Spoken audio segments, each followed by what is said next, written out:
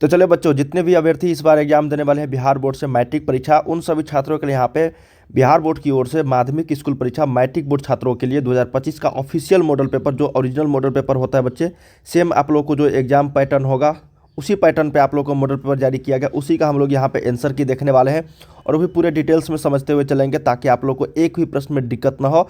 और आप लोग ये ध्यान में रखो, माइंड में रखो कि बच्चे यही तरह के प्रश्न, मतलब इसी तरीके के पैटर्न वाले प्रश्न आप लोग को बोर्ड परीक्षा में सीधे देखने को मिलेंगे। ठीक है, जिस भी टॉपिक से जितने प्रश्न पूछे जा रहे हैं उसी टॉपिक से आप लोग को उतना ही प्रश्न पूछे जाएंगे ओरिजिनल बोर्ड परीक्षा, फाइनल बोर्ड परीक्षा में। चलिए हम लोग यहाँ पे देखते हैं, ये बिहार बोर्ड की ओर से जारी ऑफिशियल मॉडल सेट पेपर है, जिसको आप लोगों ने डाउनलोड नहीं किया अभी तक, वीडियो के डिस्क्रिप्शन में आप लोग को लिंक दे डालूंगा, वहाँ से आप लोग जाके डाउनलोड कर सकते हो। तो चलिए हम लोग यहाँ पे मैथमेटिक्स का देखेंगे सबसे पहले बच्चे सभी क्वेश्चंस को। और आप लोगों को माइंड में ये प्रश्न था बच्चे कि इस बार क्या दोगुने विकल्प रहेंगे, तो बिल्कुल रहेंगे, क्योंकि यहाँ पे देख सकते हो कुल प्रश्नों की संख्या 100 है, उसके बाद 30 लघु उत्तर रहेंगे, 8 आपका दीर्घ उत्तर रहेंगे, 100 ऑब्जेक्टिव रहेंगे जिसमें से आपको 50 का जवाब देना है, 30 आपका लघु उत्तर रहेंगे जिसमें 15 का जवाब देना है, 8 आपका दीर्घ उत्तर रहेंगे जिसमें से 4 का जवाब देना है। मतलब बच्चे कहने का अर्थ है कि आप लोग को दोगुने विकल्प मिल रहे हैं सभी चीज़ों में, जैसे वस्तुनिष्ठ हो गया, लघु हो गया और दीर्घ उत्तरीय हो गया। चलिए हम लोग एक एक प्रश्न को यहाँ पे देख और सभी क्वेश्चन को हम लोग यहाँ पे समझते हुए चलेंगे। समय दिए जाएंगे टोटल आप लोग को 3 घंटे 15 मिनट। मतलब ये आप लोग ध्यान में रखना है बच्चे, ये मॉडल पेपर जो ऑफिशियल जारी किया जाता है, ये आप लोगों को परीक्षा को देखकर ही जारी किया जाता है आने वाले बोर्ड परीक्षा के लिए। ठीक है, तो चलिए हम लोग एक एक प्रश्न को देखते हैं। वीडियो को अंत तक सारे देखना, काफ़ी सारे इंपॉर्टेंट क्वेश्चन बिहार बोर्ड के ओर से यहाँ पे सिलेक्ट किया गया है और आप लोगों को यहाँ से लगभग 20 से 30% जो है क्वेश्चन डायरेक्ट देखने को मिलेंगे बच्चे, बिना किसी अंक चेंज किए हुए। ठीक है, तो चलिए हम लोग एक एक प्रश्न को देखते हैं और ध्यान से देखना है सभी प्रश्नों को। पहला प्रश्न हमारे पास है बच्चे, और वीडियो के डिस्क्रिप्शन में लिंक दिया गया है, वीडियो को लाइक कर लेना, चैनल को सब्सक्राइब कर लेना, ताकि इसी तरीके से नए वीडियोज़ का नोटिफिकेशन आपको मिलते रहेंगे, हर एक सब्जेक्ट का यहाँ पे आप लोग को देखने को मिलेगा। पहला प्रश्न हमारे पास बच्चे कि निम्नलिखित में से कौन परिमेय संख्या है। परिमेय संख्या कौन सा है यहाँ पे हम लोग को बताना है। ठीक है, देखो √7 प्लस √7 ये अपरिमेय संख्या हो जाएगी आपका, ये भी आपका अपरिमेय संख्या हो जाएगी, ये √27 हो जाएगा, जो आपका 3√3 हो जाएगी, ये भी आप लोग का अपरिमेय संख्या हो जाएगा। लेकिन 1/√4 को हम लोग लिख सकते हैं 1 बटा में √4 का 2, तो 1/2 हो गया p/q के रूप में, तो ये हो गया आपका क्या, परिमेय संख्या। ठीक है, परिमेय संख्या हो गया। तो ऑप्शन नंबर आपको 1 का सी यहाँ पे करेक्ट हो जाएगी। ठीक है, हम लोग यहाँ पे समझते हुए चलेंगे बच्चे, आप लोग 1 का ए 2 का बी इस तरीके से नहीं, हम लोग सभी प्रश्नों को यहाँ पे डिटेल में समझते हुए चलेंगे कि क्यों इसका आंसर ये हुआ। ठीक है, देखिए अगला प्रश्न है कि यदि m एक पूर्णांक है तो प्रत्येक विषम पूर्णांक का रूप क्या होगा। देखिए प्रत्येक विषम पूर्णांक जैसे ही बोला जाएगा दोस्तों, तो आपको ध्यान में रखना 2m+1 क्या हो जाएगा, 2m+1। ठीक है, क्या हो जाएगा बच्चे यहाँ पे 2m+1, ये विषम पूर्णांक हो गया कि ये क्या हो गया, विषम पूर्णांक। विषम पूर्णांक का रूप क्या हो जाएगा, 2m+1। m के जगह पे आप लोग कुछ भी रख सकते हो, गिनती की संख्या को 0 से लेके 1 2 3 कुछ भी रख सकते हो। ठीक है, समझ में आ गई ना। और अगर सम पूर्णांक पूछ दिया जाए, इसी में अगर सम पूर्णांक पूछ दिया जाता बच्चे आप लोगों से, तो इसका जो हो जाएगा याद रखना है 2m+2। ठीक है, फिर यहाँ पे m के जगह पे आप 0 1 2 3 कुछ भी रखो, तो ये हमेशा सम संख्या ही आएगा। अगला है कि किसका दशमलव प्रसार शांत है। किसका दशमलव प्रसार शांत है बच्चे, जिसको हम लोग p/q के रूप में लिखेंगे, और q का जो मान होगा वो 2 × 5 के रूप का होगा, 2 के पावर m या फिर 5 के पावर n के रूप का होगा, तो समझना कि ये शांत दशमलव प्रसार हो जाएगा। ठीक है, अब यहाँ पे देखो 3 × 15 आ रहा है, तो इसमें तो होगा ही नहीं। 23 आ रहा है, ये भी आपका शांत दशमलव प्रसार शांत नहीं होगा, ये भी आपका नहीं होगा, क्योंकि यहाँ पे 13 × 7 आ रहा है, ये हो सकता है बच्चे, क्योंकि यहाँ पे 2 और 5 के अलावा कुछ भी नहीं आएगी। ठीक है, तो 17/80 जो है ये आपका दशमलव प्रसार शांत कहलाएगा। क्या कहलाएगा बच्चे, शांत। तो यहाँ पे 3 का सी आपका सही उत्तर हो जाएगी। चलिए अगला देखते हैं, 0.87 के ऊपर रेकरिंग है। बस आप लोग को करना क्या है, 87 में से 8 घटा के आप लोग को 90 लिख देना है। ये आपका जो दशमलव प्रसार बार वाला जो क्वेश्चन होता है उसको आप लोग को बनाने का ये तरीका है। ठीक है, तो इसमें से घटाओगे तो 79/90 आ जाएगा। क्या हो जाएगा, 79/90, 4 का सी। बहुत ही सिंपल था। अगला है बच्चे 540 बराबर 2 के पावर x × 3 के पावर y × 5 के पावर z है, तो यहाँ पे x + y - z का जो वैल्यू होगा वो क्या होगा। ठीक है, इसको ध्यान में देखना है हम लोग को, किस तरीके से आप लोग को बनाना है प्रश्न को। कहा गया है बच्चे यहाँ पे 540, देखो 540 का यहाँ पे अभाज्य गुणनखंड जैसे ही निकालेंगे हम लोग, क्योंकि 2 3 5 क्या है, एक अभाज्य संख्या है, इसको करेंगे हम लोग तो 270 आ जाएगा ये। फिर इसको करेंगे तो ये हो जाएगा 135, फिर ये आपका 2 से नहीं कटेगा तो ये 3 से हम लोग इसको कटाते हैं तो 3 चौके 12, 3 पंचे 15, बिल्कुल कट जाएगी ये। 3 पंच या 15 तो या 45 हो जाएगी, फिर 3 से लगेगा, 3 पंचे 15।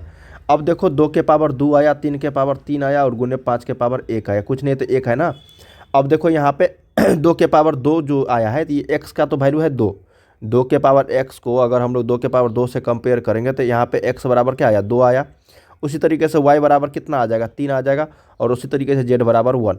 बस आपको क्या करना है, x plus Y minus Z कर देना है तो ये हो जाएगा 2 प्लस 3 माइनस 1। तो 3 प्लस 2 माइनस 5 में से 1 गया 4। बिल्कुल ऑप्शन नंबर आपका ए जो है ये करेक्ट हो जाएगी। बहुत ही शानदार प्रश्न था बच्चे, आप लोगों को ध्यान में रखना है इस तरह के प्रश्न को जब भी बनाते हैं तो। और ये प्रश्न बहुत ही ईजी था और बस आपको समझना था किस तरीके से बनाने हैं। अगला है कि निम्नलिखित में से कौन अपरिमेय संख्या है। देखिए अपरिमेय संख्या की बात करेंगे हम लोग तो ये तो परिमेय हो जाएगा, ये भी आपका परिमेय हो जाएगी, ये भी आपका 441 है ना तो ये क्या हो जाएगा आपका, ये भी परिमेय हो जाएगा क्योंकि यहाँ पे 21 का क्या है, ये स्क्वायर है ना, 21 का क्या है, स्क्वायर है। और ये नहीं होगा क्योंकि रूट अंडर 10 का तो परफेक्ट स्क्वायर नहीं है, लेकिन रूट अंडर 100 का है तो रूट अंडर 10/10 तो ये आपका अपरिमेय संख्या कहलाएगा। क्या कहलाएगा बच्चे, अपरिमेय संख्या कहलाएगी। तो ऑप्शन नंबर आपको 6 का डी यहाँ पे करेक्ट आंसर हो जाएगी। अगला देखते हैं कि यदि m और n दो अभाज्य संख्याएं हैं तो उनका महत्तम समावर्तक क्या होगा। ध्यान रखना बच्चे कि किसी भी दो अभाज्य संख्याएं का जो HCF होगा, महत्तम समावर्तक का मतलब क्या होता है, HCF होता है बच्चे महत्तम समावर्तक का मतलब। जब भी बोला जाएगा कि दो अभाज्य संख्याओं का HCF तो हमेशा याद रखना एक। एग्जाम्पल के तौर पे देख लो 2 और 3 क्या है, अभाज्य संख्या, इसका HCF निकालोगे तो आएगा 1। ठीक है, कोई भी अभाज्य संख्या ले लो, 7 और 13 ले लो, ठीक है, 7 और 13 क्या है, अभाज्य संख्या, इसका भी HCF क्या होगा, 1 होगा। मतलब दुनिया का किसी भी दो अभाज्य संख्याओं का HCF हमेशा 1 होगा। ठीक है, अगला है कि दो संख्याओं का गुणनफल इतना है, उनका लघुत्तम समावर्तक कितना है, तो महत्तम समावर्तक कितना होगा। बहुत ही सिंपल है बच्चे, हम लोग जानते हैं दो संख्याओं का गुणनफल बराबर होता है LCM गुने HCF बराबर होता है गुणनफल, मतलब दो संख्याओं का गुणनफल होता है। ठीक है, संख्या का गुणनफल, बस इसी वाले सूत्र पे हम लोग को यहाँ पे बैठा देना है मान। LCM कितना है बच्चे, 182। HCF निकालना है तो HCF को लिखेंगे HCF और संख्याओं गुणनफल दिया गया है 2366। ठीक है, तो HCF अगर निकालेंगे हम लोग यहाँ से HCF बराबर तो ये हो जाएगा 2366 बटा में 182। जब इसको हम लोग यहाँ पे कैलकुलेटिव करेंगे बच्चे, इसको जब भाग देंगे हम लोग 2366 में, ठीक है, 2366 में अगर 182 से भाग देंगे बच्चे तो ये आपको कितना बार में कटेगा पता है, 13 बार में। कितना बार में कटेगा बच्चे, 13 बार में। तो याद रखना है 8 का ए यहाँ पे सही उत्तर हो जाएगा। जो आपका HCF जो होगा वो 13 कहलाएगा, सिर्फ भाग आपको देना था। अगला देखते हैं कि निम्नलिखित में से किसका दशमलव प्रसार अशांत है। देखिए शांत को जब हम समझ जाएंगे बच्चे तो हमेशा क्या होगा, वो अशांत हो जाएगा। शांत को अगर हम लोग छांट देंगे तो अशांत हो जाएगा ना अलग। तो देखो 11/40 ये 2 और 5 का ही इसमें मिलन है तो ये आपका शांत हो जाएगा। क्या हो जाएगा बच्चे, ये शांत हो जाएगा। 200 इसमें भी 4 गुने 5 आ रहा है, मतलब 2 और 5 का ही मल्टीपल है तो ये भी आपका क्या हो जाएगा, शांत हो जाएगा बच्चे। ये आपका क्या है, अशांत है। ये आपका क्या है, क्योंकि 2 और 5 का तो रूप यहाँ पे दूर दूर तक सवाल नहीं है बच्चे। और ये भी आपका क्या है, शांत है, क्योंकि 2 और 5 का मिलन से ही यहाँ पे 160 का जो होगा वो निर्माण होगा। लेकिन 441 का किसी भी तरीके में 2 और 5 का उपयोग इसमें नहीं है तो इसलिए यहाँ पे ये अशांत दशमलव प्रसार हो जाएगी बच्चे। ध्यान में रखना, 9 का डी हो जाएगा। 10 नंबर है कि यदि P बराबर AB के पावर 3 तथा Q बराबर A के पावर 4B, जहाँ P और Q घनात्मक पूर्णांक तथा AB अभाज्य संख्या है तो P और Q का लघुत्तम समावर्तक क्या होगा। P और Q का लघुत्तम समावर्तक बोला गया है बच्चे। ठीक है, और A और B क्या है, अभाज्य संख्याएं हैं। A और B क्या है, एक तरह से अभाज्य संख्या है। तो लघुत्तम समावर्तक क्या होगा बच्चे, ध्यान में रखना है। जो सबसे ज़्यादा पावर होगा, LCM किसको बोलते हैं हम लोग, जिसका सबसे ज़्यादा पावर होता है उसको भी लेते हैं और जिसका कॉमन नहीं होता उसको भी लेते हैं। तो देखो A और A के पावर 4 में सबसे ज़्यादा कॉमन क्या है, A के पावर 4, B में B के पावर Q, तो यही हो गया LCM, A के पावर 4 और B के पावर 3। ऑप्शन नंबर 10 का C यहाँ पे करेक्ट हो जाएगी। अगर इसी का HCF पूछता बच्चे तो HCF हम लोग को जवाब देना था। जब HCF पूछता तो यहाँ पे जो लोएस्ट कॉमन होगा A, और A के पावर 4 में क्या है कॉमन, सब कम A है तो A, और बी में बी, तो ए बी हो जाता एचसीएफ। क्या होता है? ए बी एचसीएफ हो जाता, एलसीएम हो गया ए के पावर 4 बी के पावर 3। ठीक है, हम लोग समझते हुए चलते हैं बच्चे, तक आप लोग को 100 प्रश्न यहाँ पे मैं बताने वाला हूँ। थोड़ा सा वीडियो लंबा होगा और आप लोग समझ जाओगे सभी प्रश्नों को। देखो को प्राइम क्या होता है बच्चे? को प्राइम ऐसा फैक्टर होता है, मतलब दो संख्या होते हैं जिसमें कोई भी कॉमन नहीं होती है, चाहे वो सम संख्या हो, चाहे अभाज्य संख्या हो, चाहे विषम संख्या हो, जिसमें किसी भी तरह का कॉमन नहीं हो, उसको हम लोग क्या बोलेंगे? सह अभाज्य संख्या बोलेंगे, को प्राइम बोलेंगे। ठीक है, जैसे यहाँ पे 15 और 45 है बच्चे, तो 15 और 45 में तो 3 भी और 5 भी कॉमन है, तो ये सहअभाज्य नहीं होगा। 21 और 105 में तो 5 कॉमन है, तो ये भी आपका 3 भी कॉमन है, तो ये भी अभाज्य नहीं होगी। 14 और 84 में 7 कॉमन है, 14 भी कॉमन है, तो ये भी अभाज्य नहीं होगा। बताओ 9 और 16 में बच्चे कोई भी कॉमन है? मतलब कोई भी चीज़ इसमें कॉमन सा है, कट रहा है किसी भी संख्या से? नहीं कट रहा है। 9 भी अलग है, 16 भी अलग है, तो ये आपका सहअभाज्य संख्या हो जाएगी। ठीक है, जैसे आपका बच्चा 3 और 13, ठीक है, ध्यान में रखना है, ये क्या है आपका? एक अभाज्य ये को प्राइम संख्या हो जाएगी। मतलब ऐसा जिसमें कोई भी कॉमन नहीं हो, जैसे 4 और 15, ठीक है, जैसे 4 और 11, ये सारे क्या है? आपका को प्राइम है, मतलब सह अभाज्य संख्या है। 11 का बी। 12 देखते हैं बच्चे, 0.3125 को पी बाई क्यू के रूप में लिखा जा सकता है। बिल्कुल लिखा जा सकता है बच्चे, ध्यान में रखना है। 4 अंक पे के बाद दशमलव है ना, तो ये 3125 बट्टा में 1 2 3 4। ठीक है, 5 से कटा दो इसको, तो ये हो जाएगा 625 पंचे 3125, और ये 5 से 5 2000। ठीक है, अब 5 से कटाओगे तो ये 125 हो जाएगा, और ये 5 से कटाओगे तो यहाँ पे क्या हो जाएगा? 400 हो जाएगा, 5 चौके 20 400। ठीक है, अब 5 से कटाओगे तो क्या हो जाएगा? ये 5 से कटाओ, 25 से कटा देते हैं डायरेक्ट बच्चे, 25 पंचे 125 हो जाएगा, और ये हो जाएगा आपका 25 16 हो जाएगी। ठीक है, क्या हो जाएगा? 25 16। इसका मतलब 5/16 जो है इसका पी बाई क्यू के रूप में फॉर्म हो गया। क्या हो गया? P by Q. बस आपको कटाना था दशमलव को हटा के। अगला है कि निम्नलिखित में से कौन सा बहुपद है? देखिए बच्चा, बहुपद हम लोग यहाँ पे समझते हुए चलते हैं कि बहुपद किसको बोलते हैं। ठीक है, बहुपद पहचानने का नियम भी मैंने आप लोग को कई बार बता रखा है।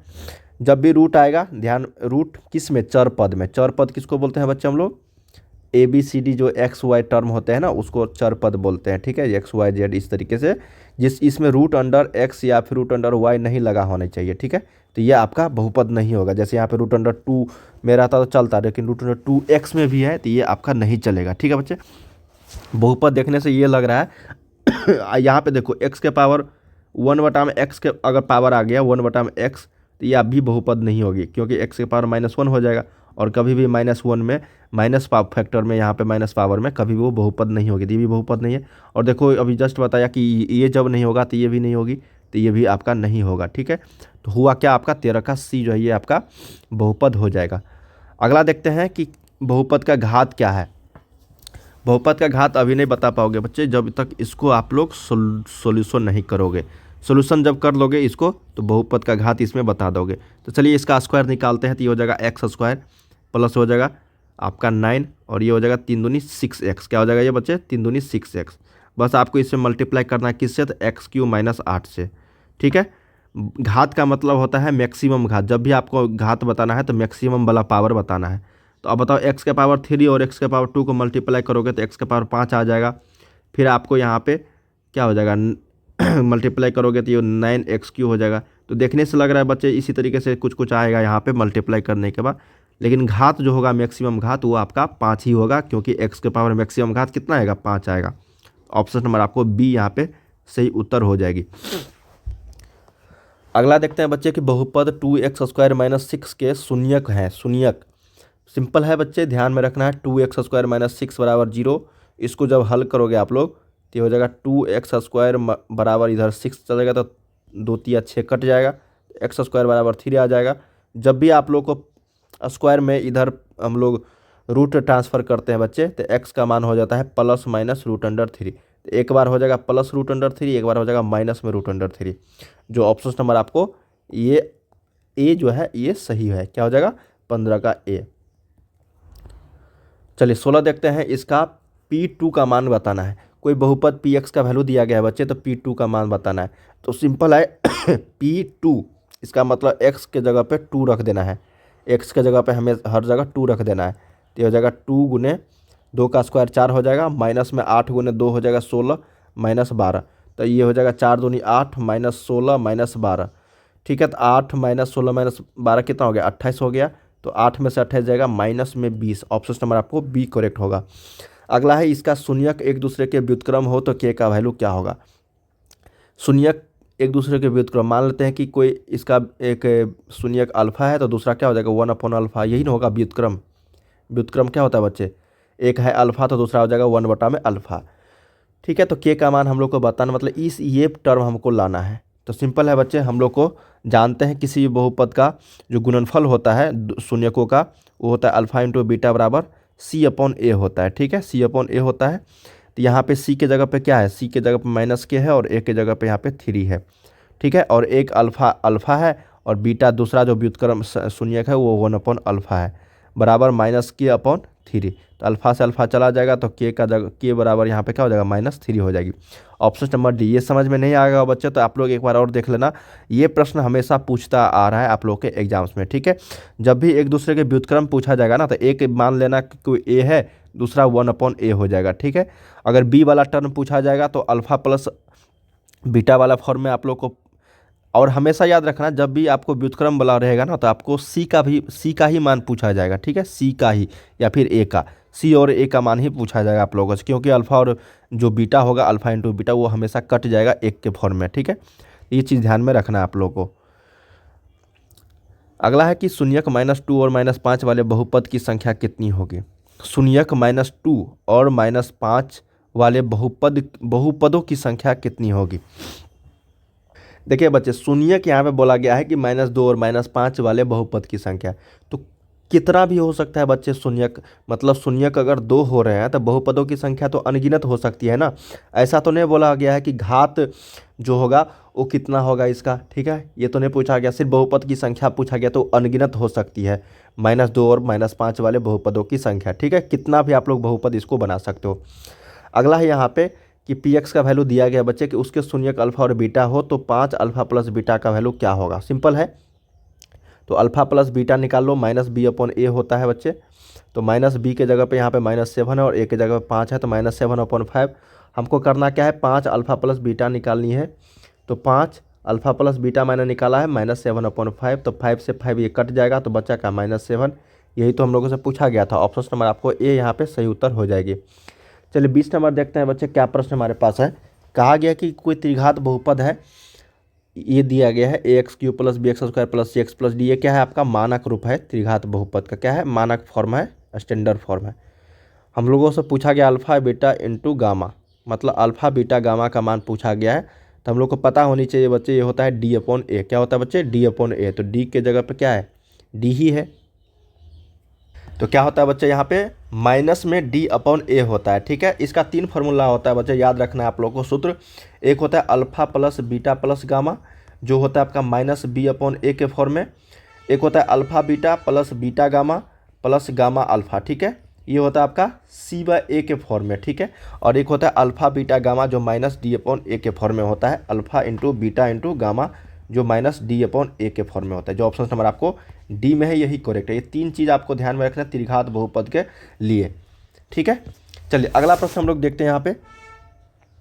अगला प्रश्न है बच्चे हमारे पास कि यदि कोई रेखाएं हैं जो 5x प्लस py बराबर 6 दिया गया है, 15x प्लस 9y बराबर 12, अगर समानांतर है ना तो p का वैल्यू क्या होगा। तो समानांतर और एक होता है प्रतिच्छेदी और एक होता है आपका संपाती, ये 3 आपको शर्त होती है याद रखने के लिए ग्राफ में। तो आप लोग यहाँ पे समानांतर पूछा गया, जब भी समानांतर बोला जाएगा बच्चे तो आपको ध्यान में रखनी कि ये शर्त होता है a1/a2 बराबर होता है बच्चे b1/b2 और नॉट इक्वल टू होता है आपका c1/c2। ठीक है, ये आपका समानांतर के लिए शर्त है, ये समानांतर के लिए शर्त है। ठीक है, और अगर संपाती के लिए पूछा जाएगा तीनों इक्वल होता है, और प्रतिच्छेदी के लिए पूछा जाएगा तो a1/a2 not equal to b1/b2 होती है। ठीक है, तो बस इसी वाले हम लोग को शर्त पे ध्यान रखनी है। ये हो जाएगा 5/a2 के जगह पे 15 है, बराबर हो जाएगा b1 के जगह पे p है, b2 के जगह पे 9 है। ठीक है, और c1 को हम लोग को ध्यान में नहीं रखना क्योंकि हम लोग को p का वैल्यू पता करना b1 का। तो यहाँ पे से कैलकुलेशन कर दो, 5×3 = 15 तो 3×3 = 9 हो जाएगी। तो यहाँ पे p का वैल्यू 3 हो जाएगा, या फिर आप लोग क्रॉस मल्टीप्लिकेशन की तरह भी इसको कैलकुलेट कर सकते थे। चलिए अगला देखते हैं कि यदि 2 चरों में 2 रेखा समांतर के आलेख प्रतिच्छेदी रेखाएं हो तो हलों की संख्या की होगी। जब प्रतिच्छेद हो जाएगा ना बच्चे, जैसे भी कोई ग्राफ है प्रतिच्छेद हो जाएगा, ठीक है ना, केवल प्रतिच्छेदी मतलब प्रतिच्छेद अगर रेखाएं हो जाएगी बच्चे, तो आपको ध्यान में रखनी है यहाँ पे, वो हो जाएगा आपका केवल और केवल एक। क्या होगा? सिर्फ एक हो जाएगा। क्या हो जाएगा? सिर्फ और एक हल हो जाएगा, ठीक है ना। इस तरीके से प्रतिच्छेद हो जाएगा ना, तो हो जाएगा आपका एक हल हो जाएगा बच्चे, ठीक है। क्या हो जाएगा? अद्वितीय हल, मतलब सिर्फ एक हल। 22 का बी करेक्ट होगा, ठीक है। अगला देखते हैं, यहाँ पे कहा गया है कि एक्स और वाई का वैल्यू पता करो। तो यहाँ से आप लोग डायरेक्ट कैलकुलेशन कर सकते हो। 5x माइनस में 8y बराबर 0 है। यहाँ पे 10x माइनस में 18y बराबर आपका 0 है, ठीक है। इसको x को हटाओगे तो यहाँ से दो से मल्टीप्लाई कर दो और घटा दो, ठीक है। तो ये कट जाएगा आपस में, 2 गुने 5 और ये 2 गुने 8 हो जाएगी। तो ये आपस में कट गया, तो यहाँ पे माइनस माइनस प्लस हो जाएगी। तो प्लस 18 में से अगर 16 गया तो ये 2y बराबर 0। तो y का वैल्यू तो पक्का 0 होगा बच्चे। यहाँ पे y का वैल्यू क्या होगा? 0। और x का वैल्यू यहाँ पे क्या हो जाएगी, इसको ध्यान में रखनी है। तो x का भी वैल्यू 0 होगा बच्चे, क्योंकि यहाँ पे 0 0 है ना दोनों में, तो हमको 0 ही लाना है, ठीक है ना। या नहीं तो आप लोग यहाँ पे सोल्व कर सकते हो। 5x माइनस में 8 गुने 0 बराबर 0। तो ये भी आपका क्या होगा? 5x बराबर 0। तो यहाँ से x का भी वैल्यू 0 आ गया, मतलब x बराबर 0 आ गया और y बराबर भी 0 आ गया। ऑप्शन नंबर आपको सी करेक्ट होगा। अगला देखते हैं कि यदि समीकरण इतना दिया गया है कि मूल समान हो तो सी का वैल्यू क्या होगा। मूल अगर समान होता है ना बच्चे, तो हम लोग को पता होगा बी स्क्वायर माइनस 4ac का वैल्यू 0 हो जाता है, ठीक है। क्या होता है? बी स्क्वायर माइनस 4ac का वैल्यू 0।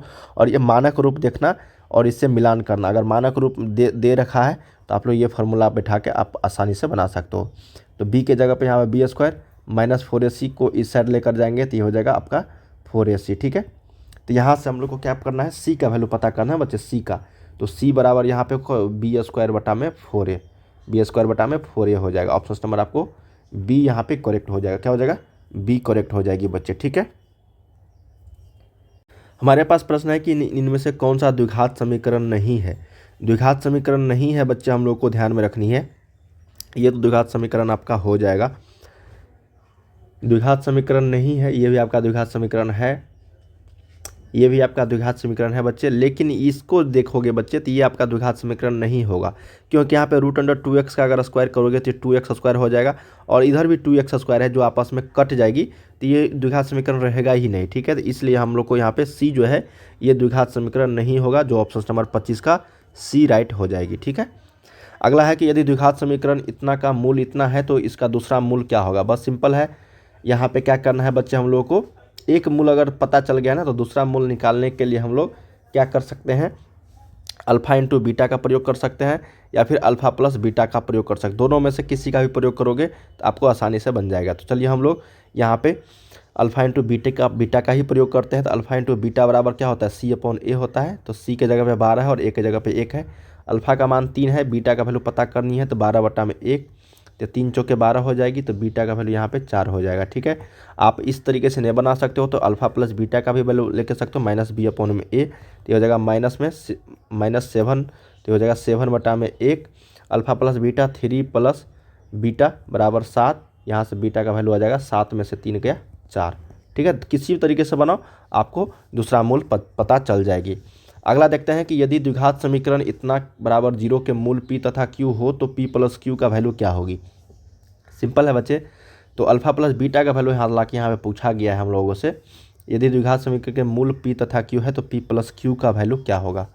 तो p प्लस q का वैल्यू यहाँ पे पूछा गया हम लोगों से, ठीक है। तो मूल दिया गया है बच्चे, यहाँ पे p प्लस q का वैल्यू यहाँ पे पूछा गया, थोड़ा सा कैलकुलेटिव है, ठीक है। इसको आप लोग को p प्लस q और अल्फा प्लस बीटा और अल्फा इंटू बीटा दोनों का यूज होगा बच्चे यहाँ पे, क्योंकि अगर हम लोग इसको ये x square plus b x plus c से अगर तुलना करेंगे हम लोग, तो यहाँ पे मूल जो दिया गया है एक मान लेते हैं अल्फा और इसको मान लेते हैं बीटा हम लोग, ठीक है। तो अल्फा प्लस बीटा अगर निकालेंगे तो हो जाएगा माइनस में बी अपॉन में ए हो जाएगा, और अल्फा के जगह पे पी है और प्लस क्यू है, ठीक है। और बी माइनस बी है ना, तो बी के जगह पे पी है तो यहाँ पे माइनस पी अपॉन ए के जगह पे 1 है, ठीक है। तो हो जाएगा माइनस में पी। तो हम लोग को यहाँ पे एक जगह p प्लस क्यू बराबर माइनस पी आ गया, तो यहाँ से q का वैल्यू या हाँ p दोनों जगह है ना, दो टर्म है, तो यहाँ पे q का वैल्यू निकालेंगे तो ये हो जाएगा आपका, इधर चल जाएगा तो ये माइनस में 2p के बराबर हो जाएगी, ठीक है। अब हम लोग यहाँ पे अल्फा इंटू बीटा निकालेंगे जो c अपॉन ए के बराबर होता है। यहाँ से p इंटू क्यू का वैल्यू निकालें, क्योंकि अल्फा और बीटा, अल्फा p है और बीटा q है, सी अपॉन ए, सी के जगह पे है क्यू, बटा में 1 हो जाएगा बच्चे। यहाँ से पी इंटू क्यू बराबर क्यू हो गया, क्यू से क्यू आपस में कट जाएगा तो ये पी बराबर यहाँ पे 1 आया। ठीक है, पी बराबर 1 आया तो इसी में हम लोग क्या करेंगे, पी का वैल्यू रख देंगे तो ये हो जाएगा क्यू बराबर -2 गुने 1, ये हो जाएगा -2। अब बताओ पी का वैल्यू 1 आया बच्चे, क्यू का वैल्यू -2 आया, तो हमको पता क्या करना था, पी प्लस क्यू का वैल्यू, तो ये हो जाएगा 1 -2। ठीक है, ये हो जाएगा -1, क्या हो जाएगा बच्चे, -1, जो ऑप्शन नंबर आपको बी में। ये थोड़ा सा कैलकुलेटिव था बच्चे। ठीक है, 1 नंबर नहीं 2 नंबर में पूछा जाना चाहिए था प्रश्न, चलिए कोई बात नहीं। अगला प्रश्न देखते हैं। 3x² - 13x + 10 = 0 का विविक्तर क्या है, मतलब डिस्क्रिमिनांट बोला गया है डी बराबर होता है b² माइनस में 4ac निकाल लो बच्चे। ठीक है, डी बराबर b² - 4ac निकाल लो, तो ये हो जाएगा आपका कितना, b², तो ये हो जाएगा 13 का स्क्वायर 169 माइनस में 4 गुने ए के जगह पे कितना है 3 गुने 10।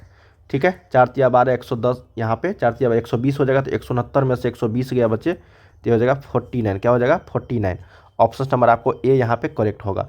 मूलों का गुणनफल पूछा गया है तो इसको कैलकुलेटिव कर लो, 2x² प्लस हो जाएगा 5x, ये हो जाएगा बराबर 0। ठीक है, तो मूलों का गुणनफल होता है अल्फा इंटू बीटा बराबर c/h, सी के जगह पे 0 है बटा 0 बटा में 1 कुछ भी रखोगे तो 0 के ही फॉर्म में आएगा, तो इसलिए यहाँ पे मूलों का गुणनफल क्या होगा, 0 होगा। अगला देख लो, यहाँ पे कौन सा समांतर श्रेणी में है, तो बताओ बच्चे यहाँ पे कौन सा समांतर श्रेणी में, ये तो होगा ही नहीं। ये देख लेते हैं बच्चों, 2 4 8, ये भी नहीं होगा।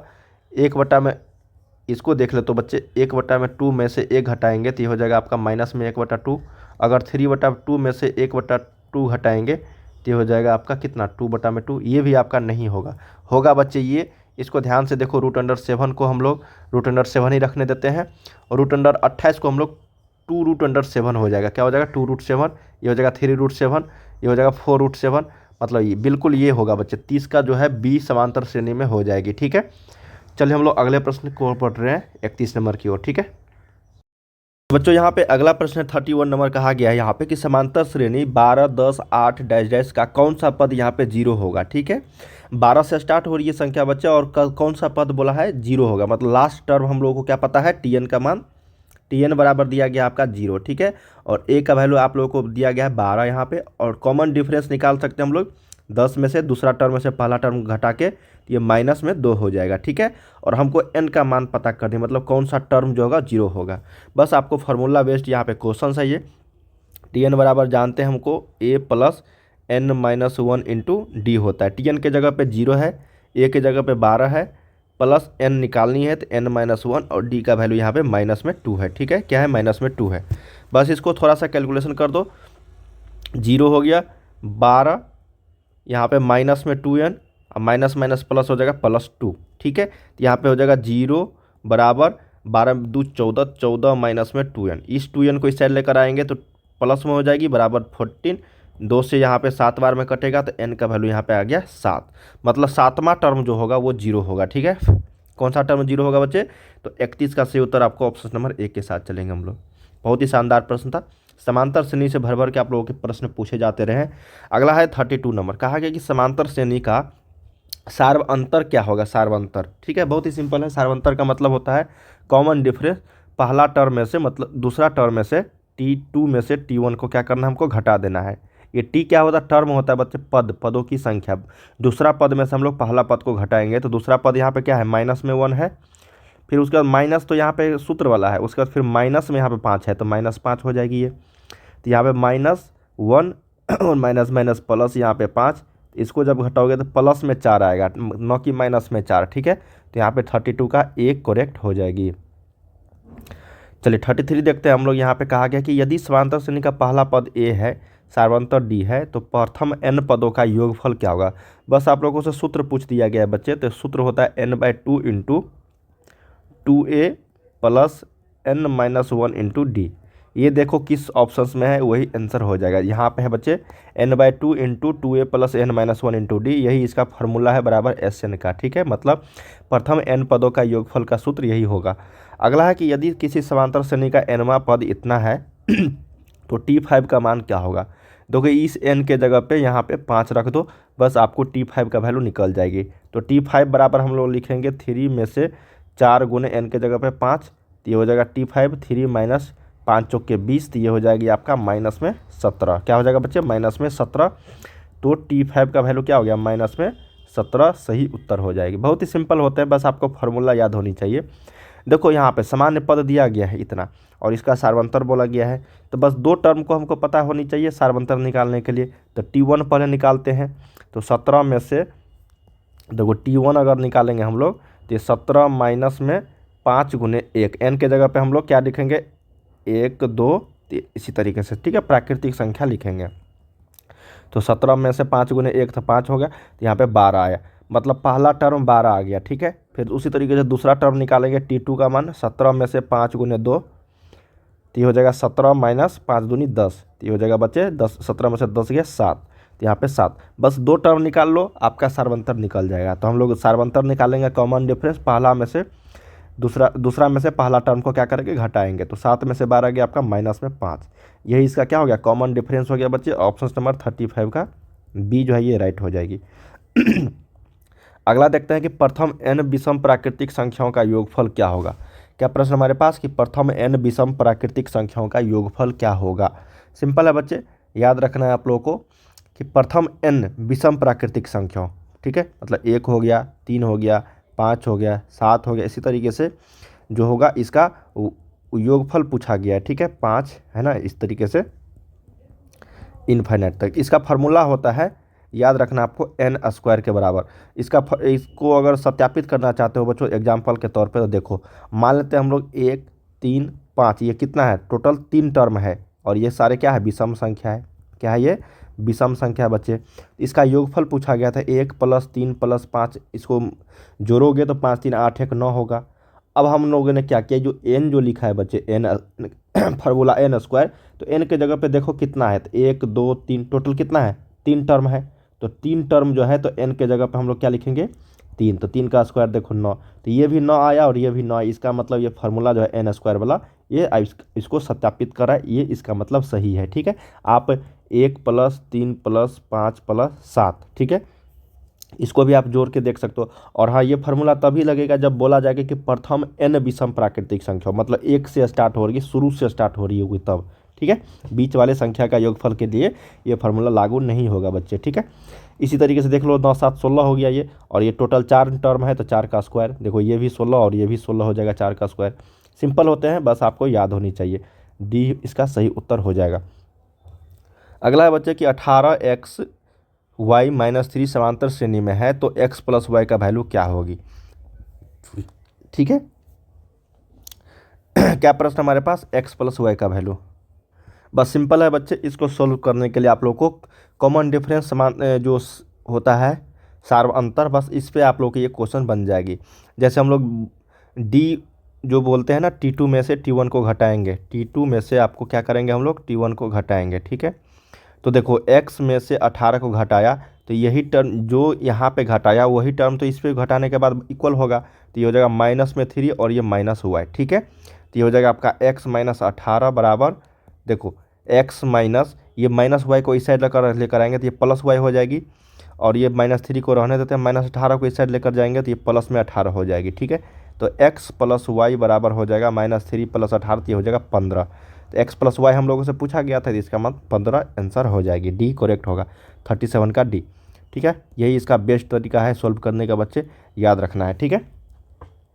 अगला है, यदि ए तथा बी पूरक कोण हो एक दूसरे के तो क्या होगा। जब भी पूरक की बात करेगा बच्चे, तो याद रखना है आप लोगों को देखिए बच्चे, यहाँ पे पूरक कोण का मतलब होता है बच्चे कि दोनों कोणों का योग जो होगा मिलके आपको 90 डिग्री होगी, ठीक है। दोनों कोणों का योग जो होगा यहाँ पे 90 डिग्री होगी। तो चलिए हम लोग a + b यहाँ पे 90 डिग्री है, तो हम लोग क्या करेंगे बच्चे, a को रखने देंगे इस साइड और b को इस साइड लेकर जाएंगे, तो 90 माइनस यहाँ पे b हो जाएगा, ठीक है। अगर हम लोग साइन के फॉर्म में लिखेंगे तो यहाँ पे साइन a लगाएंगे दोनों तरफ साइन, तो ये हो जाएगा साइन 90 माइनस में b हो जाएगी, ठीक है।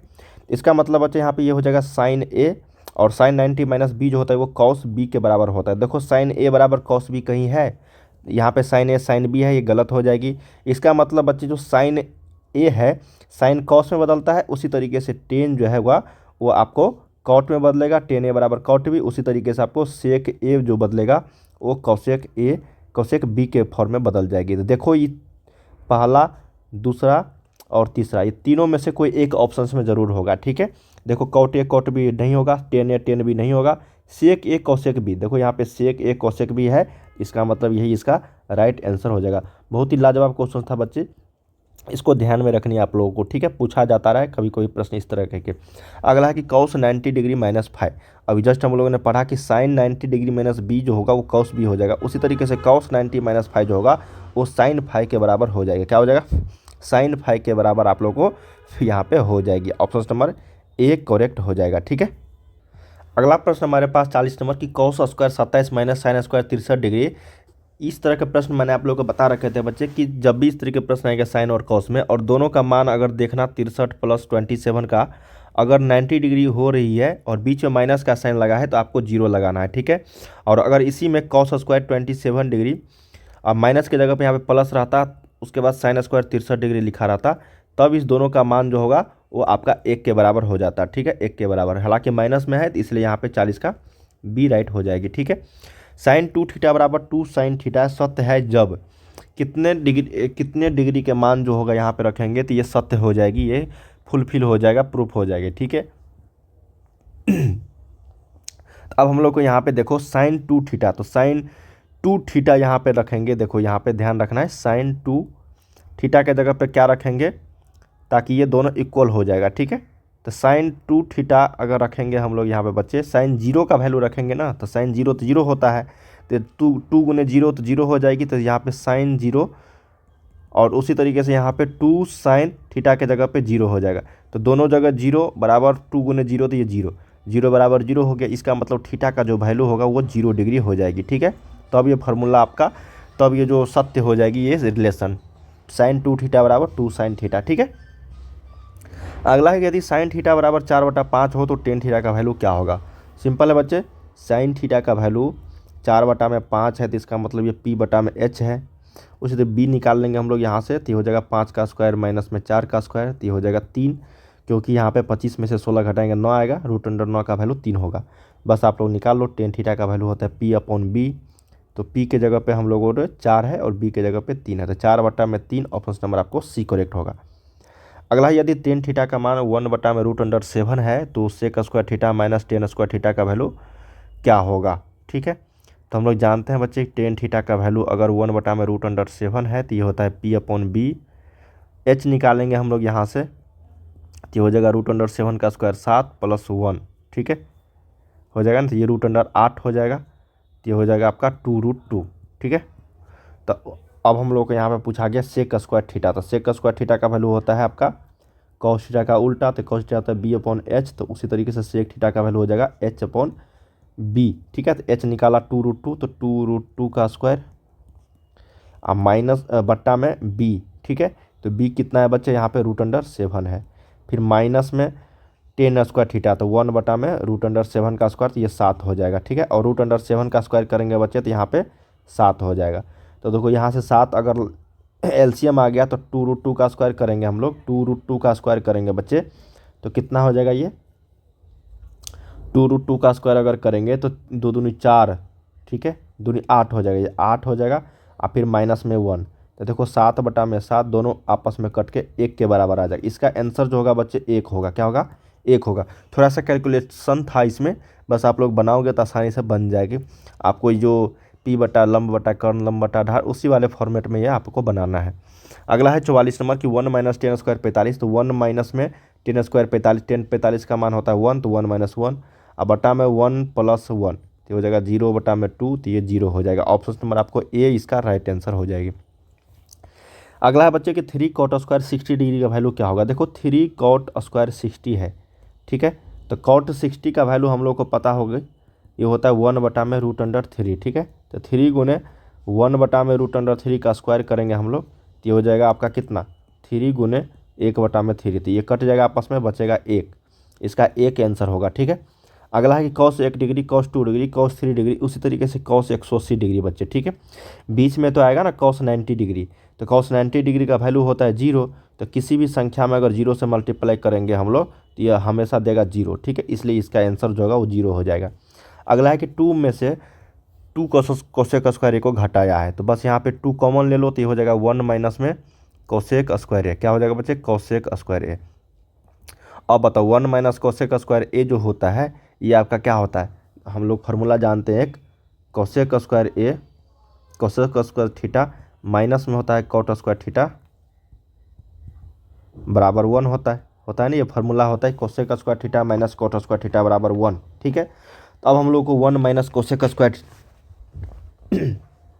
1 माइनस कोसेक स्क्वायर यहाँ पे ए दिया गया है, तो ये हम लोग क्या करेंगे बच्चे? माइनस में कॉट स्क्वायर थीटा को रहने देंगे और ये 1 इस साइड लेकर चल जाएंगे कोसेक स्क्वायर थीटा को। ठीक है, तो 1 माइनस में कोसेक स्क्वायर थीटा, देखो 1 माइनस कोसेक स्क्वायर थीटा बराबर होता है 1 माइनस में कॉट स्क्वायर थीटा, तो 2 गुने माइनस में कॉट स्क्वायर ए। ठीक है, तो 2 गुने माइनस में कॉट स्क्वायर ए हो जाएगा -2 कॉट स्क्वायर ए। क्या हो जाएगा बच्चे? माइनस में 2 कॉट स्क्वायर ए। ऑप्शन नंबर आपको डी यहाँ पे सही उत्तर हो जाएगी। काफ़ी शानदार प्रश्न था बच्चे, ध्यान रखना है इस तरह के प्रश्न को। अगला है, यदि ए साइन एक्स बराबर 1 है, बी कोसेक स्क्वायर 1 है, तो कॉट एक्स का वैल्यू क्या होगा? तो पता होनी चाहिए बच्चे। यहाँ से देखो साइन एक्स का वैल्यू हम लोग इस ए को इस साइड लेकर जाएंगे तो 1/a हो जाएगा। उसी तरीके से कॉस एक्स का वैल्यू यहाँ पे 1/b हो जाएगी। और हम लोग जानते हैं कॉट एक्स का जो वैल्यू होता है वो कॉस एक्स बटा में होता है साइन एक्स के बराबर। तो कॉस एक्स का वैल्यू 1/b है और साइन एक्स का वैल्यू 1/a है, तो ये ऊपर चला जाएगा तो ये कितना हो जाएगा आपका? ठीक है, ये हो जाएगा बच्चा a/b। क्या हो जाएगा? ये a/b, जो ऑप्शन नंबर आपको बी में है यही इसका राइट आंसर हो जाएगा। ठीक है, अगला है यहाँ पे कि साइन स्क्वायर 45 कॉस स्क्वायर 45 -1, तो इस दोनों का वैल्यू तो 1 हो जाएगा, तो 1 - 1 बराबर 0 हो जाएगा। Option number A. -10 स्क्वायर ए बट्टा में 1/1 माइनस साइन स्क्वायर ए। बहुत ही सिंपल प्रश्न है बच्चे, ध्यान रखना है आप लोगों को। देखो यहाँ पे माइनस में 10 स्क्वायर ए है प्लस 1/1 माइनस साइन स्क्वायर ए होता है कॉस स्क्वायर ए होता है ना, और 1 कॉस स्क्वायर ए जो होगा इतना का वैल्यू हो जाएगा बच्चे आपको, ये हो जाएगा सेक स्क्वायर ए। ठीक है, अब हम लोग को पता हो गया कि सेक स्क्वायर ए या माइनस में 10 स्क्वायर ए का जो फार्मूला होता है वो 1 के बराबर होता है, इसलिए इसका आंसर जो होगा 1 होगा। ठीक है, अब देखो सेक स्क्वायर ए आया ना, तो सेक स्क्वायर ए या माइनस यहाँ पे है 10 स्क्वायर ए, तो इसलिए मैंने यहाँ पे लिख दिया सेक स्क्वायर ए माइनस 10 स्क्वायर ए का मान 1, ये फार्मूला होता है। ठीक है, मैं तीनों फार्मूला लिख दूँ क्या एक बार? देखो बच्चे याद रखना है आप लोग को तीनों फार्मूला। ये होता है साइन स्क्वायर थीटा प्लस होता है ये कॉस स्क्वायर थीटा बराबर 1। ठीक है, उसी तरीके से होता है सेक स्क्वायर थीटा माइनस में 10 स्क्वायर थीटा बराबर 1।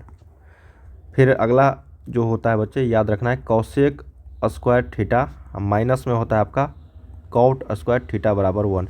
ये 3 फार्मूला आपको, 3 जो त्रिकोणमितीय रेशियो है यहाँ पे याद होनी चाहिए रिलेशन को, और ये बार बार आप लोगों को प्रश्न पूछा जाता रहा है। देखो यहाँ पे ये वाला यूज हुआ है sec square theta minus 10 square theta बराबर 1। अगला प्रश्न हमारे पास कि कॉस 75/sin 15 दोनों का मान 90 डिग्री हो रही है, इसका मतलब एक मान होगा तो 1 का स्क्वायर हो जाएगा ये। फिर दोनों का मान 90 डिग्री हो रही है तो ये भी 1 का स्क्वायर हो जाएगा, तो 1 में से 1 का स्क्वायर तो 1 - 1 बराबर 0। देखना ऑप्शन नंबर आपको सी यहाँ पे करेक्ट आंसर जो है ये हो जाएगी। ठीक है, अगला है बच्चे कि कॉस 60/sin 60 गुने tan 60 डिग्री। ठीक है, बस आपको थोड़ा सा दिमाग लगानी है बच्चे। यहाँ पे देखो कॉस 60 डिग्री दिया गया है, बट्टा में साइन 60 डिग्री दिया गया है, गुना में tan 60 को हम लोग लिख सकते हैं क्या? साइन 60 बट्टा में कॉस 60 बिल्कुल लिख सकते हैं, क्योंकि हम लोग को पता होगा tan थीटा का जो वैल्यू होता है वो साइन थीटा बट्टा में कॉस थीटा होता है। ठीक है, और थीटा के जगह पे कुछ भी रहे, थीटा के जगह पे कुछ भी रहे वही हो जाएगा साइन थीटा बटा कॉस थीटा। तो यहाँ पे थीटा के जगह 60 डिग्री था तो साइन 60 बटा में कॉस 60। देखो आपस में कट जाएगा, ये भी कट जाएगा, तो बचेगा क्या? 1। क्या बचेगा बच्चे? 1 बचेगा। ऑप्शन नंबर आपको बी करेक्ट होगा। अगला है कि कोसेक 5 माइनस में कॉट 5 बराबर y है, तो कॉट 5 का वैल्यू क्या होगा? काफ़ी शानदार प्रश्न है बच्चे, ध्यान में रखनी है आप लोगों को ये। ठीक है, देखिए दिया क्या गया हम लोगों से, cos 5 माइनस cot 5 बराबर y। एक फार्मूला हम लोग जानते हैं बच्चे, अभी जस्ट हम लोगों ने पढ़ा कि कोसेक स्क्वायर थीटा माइनस में होता है कॉट स्क्वायर थीटा बराबर 1, ठीक है। तो ये देखो ए स्क्वायर अब माइनस में बी स्क्वायर वाले फॉर्मेट में आ गया कि नहीं आ गया बताओ। इसका फार्मूला होता है ए प्लस बी इंटू में ए माइनस बी, होता है कि नहीं। तो उसी तरीके से हम लोग कॉसेक स्क्वायर थीटा को कॉसेक, देखो कॉसेक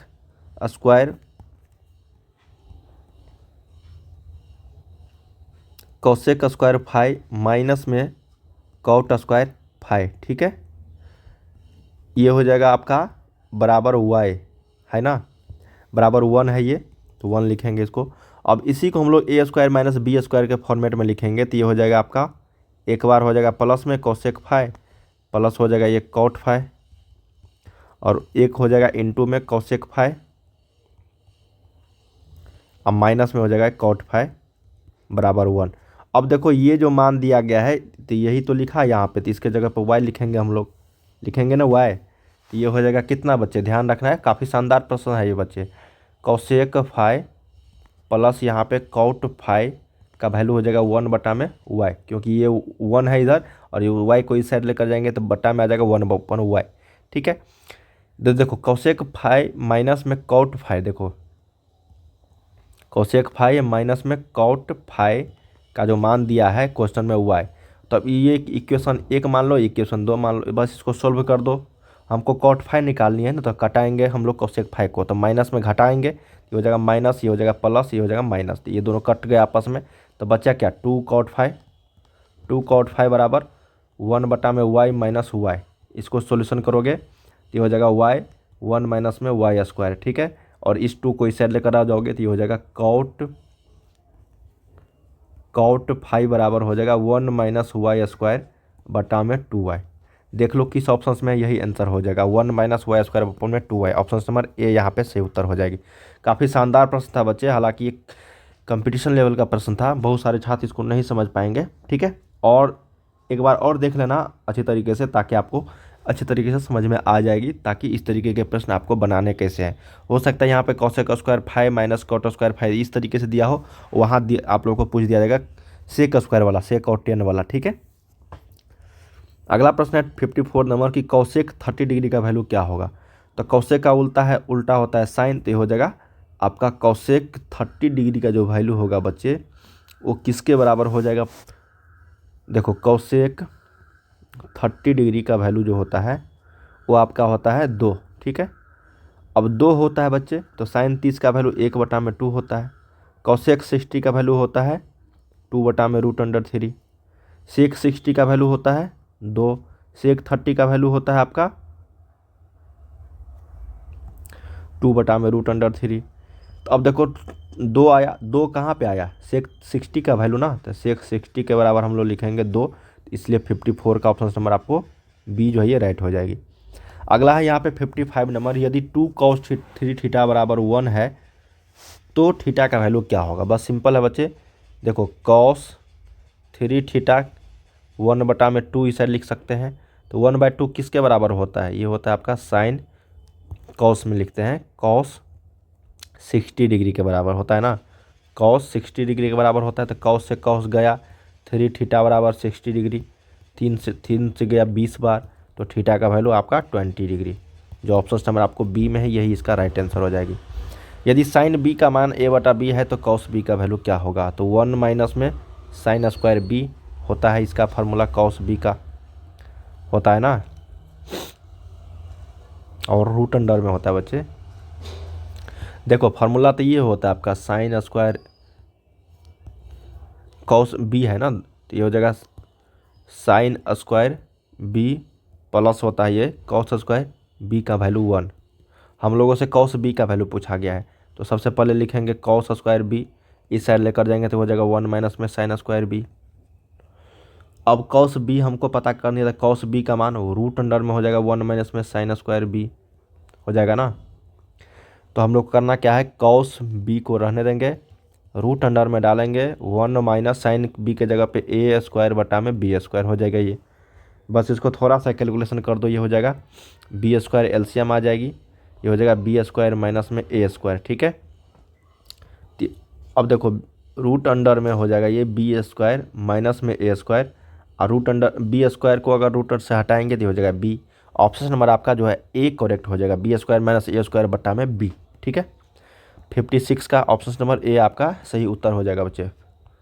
अगला है 57 नंबर कि यदि 10a प्लस कॉट ए का वैल्यू 2 है तो 10 स्क्वायर ए प्लस कॉट स्क्वायर ए का वैल्यू क्या होगा। अगर मान पुट करके बनाओगे बच्चे तो आसानी से बन जाएगा। देखो दो लाना है हमको ना यहाँ पे, तो 10 ए की जगह पर हम लोग क्या रखेंगे, तो ए की जगह पर हम लोग अगर 45 डिग्री रखते हैं तो 10 45 का मान 1 हो जाएगा, कॉट 45 का वही मान 1 हो जाएगा, और 1 + 1 जो होगा वो 2 के बराबर हो जाएगी। ठीक है, उसी तरीके से 10 स्क्वायर 45 डिग्री प्लस में कॉट स्क्वायर 45 डिग्री, इसका भी वैल्यू 1 का स्क्वायर 1 हो जाएगा, इसका भी 1 का स्क्वायर 1 हो जाएगा, तो ये दोनों मिलकर 2 हो जाएगा। ऑप्शन नंबर आपको सी यहाँ पे करेक्ट हो जाएगी। ठीक है, अगला है कि किस चतुर्थांश में भुज और कोटि दोनों ऋणात्मक होते हैं, तो तृतीय होता है ये। मैं आपको यहाँ पे थोड़ा सा समझा देता हूँ। देखो बच्चे, ये होता है एक्स एक्सिस और ये होता है आपका वाई एक्सिस। ठीक है, इसमें दोनों पॉजिटिव होता है, ये पहला होता है, ये फर्स्ट होता है, ये आपका सेकेंड होता है, ये आपका थर्ड होता है और ये आपका फोर्थ होता है। ठीक है, इसमें आपको माइनस प्लस होता है, इसमें आपको माइनस माइनस होता है और इसमें आपको प्लस और माइनस होती है, याद रखना है। ठीक है, तो दोनों नेगेटिव है, दोनों नेगेटिव किस में, तृतीय में है, तो तृतीय यहाँ पे सही उत्तर हो जाएगा। अगला प्रश्न हमारे पास कि बिंदु ए 8,0 और बी जो है -6,2 के बीच की दूरी क्या होगा। बस दूरी सूत्र से आप लोगों को यहाँ पे निकाल देनी है बच्चे। ए और बी के बीच की दूरी हो जाएगा रूट अंडर में x2 में से आपका x1 को घटाओगे तो -6 और -8, तो ये हो जाएगा आपका 14 -14 का स्क्वायर। ठीक है, प्लस आपको हो जाएगा 2 का स्क्वायर, तो ध्यान रखनी है 196 + 4 ही हो जाएगा आपका 196 + 4, तो ये हो जाएगा आपका रूट अंडर में 200। रूट अंडर 200 का जो वैल्यू होगा वो 10√2 के बराबर हो जाएगा बच्चे।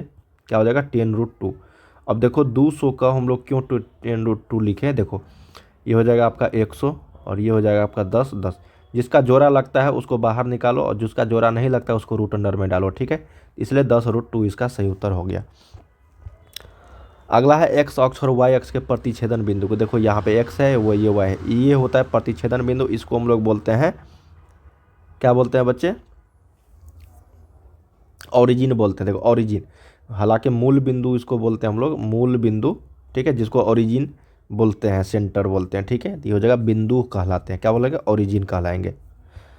अगला है बिंदु P 4,-5 और Q 8,7 को मिलाने वाली रेखाखंड के मध्य बिंदु के नियामक क्या होते हैं। मध्य बिंदु के नियामक बोला गया है बच्चे को मिलाने वाली, देखो ये P है और ये आपका Q है। ठीक है, इसका बोला गया है मध्य बिंदु मिलाने वाले रेखाखंड मध्य बिंदु के नियामक। ये 4,-5 है बच्चे और ये आपका 8,7 है। तो देखो मान लेते ये ए है कोई मध्य बिंदु, इसका निकालने के लिए x, y निर्देशांक नियामक, तो बस x2 + x1 + x2/2 करेंगे तो 8 + 4 देखो 8 + 4/2 और ये हो जाएगा -5 + 7/2। ठीक है, तो 8 4 12, ये हो जाएगा 6 -5 प्लस ये 2 हो जाएगा 1, तो 6,1 ऑप्शन नंबर आपको सी जो है ये करेक्ट हो जाएगा। मध्य बिंदु निकालना था, बहुत ही सिंपल था। मूल बिंदु से दूरी जो होगा क्या होगा, देखो मूल बिंदु से कुछ भी पूछा जाएगा आप लोगों से, तो जो भी आपको मान दिया जाएगा बस रूट अंडर में आपको x² + y² दोनों को स्क्वायर करके आंसर दे देना है, तो ये हो जाएगा रूट अंडर x² + y², यही इसका सही उत्तर हो जाएगी। कहा गया कि यदि बिंदु तथा इतना संरेख है तो ए का वैल्यू क्या होगा। संरेख जब भी बोला जाएगा बच्चे आप लोगों को, या तो इसका क्षेत्रफल 0 होगा तीनों बिंदु का, या फिर इसका स्लोप आप लोग जानते होंगे, तो स्लोप इक्वल करके भी हम लोग इसको सोल्व कर सकते हैं। ठीक है, तो स्लोप निकालने के लिए हम लोग को क्या करना पड़ेगा बच्चे, जैसे यहाँ पे देखो x है ना, मान लेते हैं इसका स्लोप m1 है और इसका स्लोप m2 है, इस तरीके से आपको सोल्व करना पड़ेगा। ठीक है, तो स्लोप इक्वल कर दो दोनों का। ठीक है, दोनों पॉइंट का, तो आपको यहाँ पे एक का वैल्यू ये पता हो जाएगी। किसी एक का वैल्यू यहाँ से अगर वो नहीं पता होगा तो आप आसानी से निकाल सकते हो। ठीक है, जब संरेख बोला जाएगा तो मान लेते हैं ये x1 है आपका, ये y1 है। ठीक है बच्चे, ये आपका x2 है और ये y2 है और ये आपका x3 है और ये y3 है। तो यहाँ पे स्लोप इक्वल करने के लिए हम लोग को यहाँ पे क्या करना पड़ेगा, x2 में से x1 को घटा के बटा में y2 में से y1 को घटा देंगे, फिर उसी तरीके से x3 में से x2 को घटाएंगे बट्टा में y3 माइनस y2 को घटाएंगे, बस इक्वल कर देना, आपको निकल जाएगा। x2 क्या है यहाँ पे 6 है, तो 6 में से x1 को घटाएंगे तो 6 में से यहाँ पे क्या हो जाएगा बच्चे, नहीं x2 है -5, तो -5 में से -1 को घटाएंगे। उसी तरीके से फिर y2 में से y1 को घटाएंगे तो 6 - 2 हो जाएगा ये। फिर उसी तरीके से x3 a minus minus plus हो जाएगा तो a + 5 हो जाएगी ये। और उसी तरीके से यहाँ पे -2 और -6 हो जाएगा, ठीक है। बस इसको सॉल्यूशन कर दो तो -1 - 5 हो जाएगा -6 बट्टा में हो जाएगा ये 4 बराबर हो जाएगा a + 5 बट्टा में हो जाएगा -2 - 8, ठीक है। बस 8 × 6 = 48 हो जाएगा प्लस में, और ये हो जाएगा 4a + 20 हो जाएगी। जब कैलकुलेट घटाओगे इधर लेकर आओगे तो ये हो जाएगा 28 बराबर 4 है। 4 से कट जाएगा 7 बार में तो a का मान 7 आ जाएगा। देखो a का वैल्यू निकालना था 7, यहाँ पे सही उत्तर हो जाएगी जो ऑप्शन नंबर ए में है। बहुत ही इंपॉर्टेंट प्रश्न था ये, संरेख वाला पूछा जाता है आप लोगों से, ठीक है। अगला है, यदि y बराबर 7 का आलेख निम्नलिखित में से किस बिंदु से होकर गुजरेगी। y का मान 7 है तो इसका मतलब y की जगह पे 7 होना अनिवार्य है। तो हमेशा याद रखना है कि नियामक लिखते हैं x, y के फॉर्म में, पहले x उसके बाद y की जगह पे 7 होना चाहिए, ठीक है।